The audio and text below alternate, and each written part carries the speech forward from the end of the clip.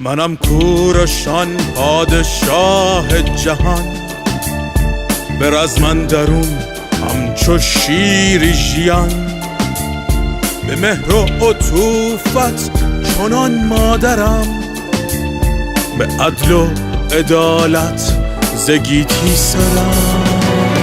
یگانه پرستم اهوراییم، ز بدگونه های جهان آریم. به کردار و پندار نیکو منم، به جز حرف نیکو دمی کی زنم.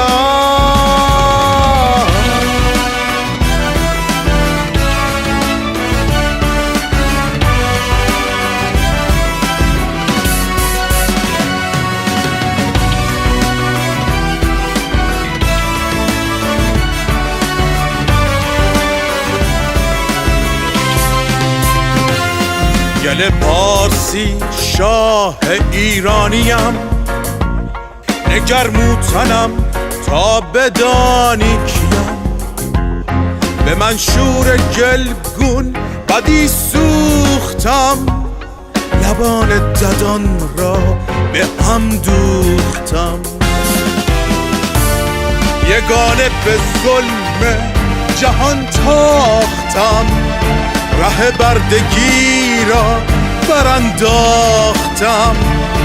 چو خاکم همان شد که میخواستم، چو گردی از این پهنه برخاستم.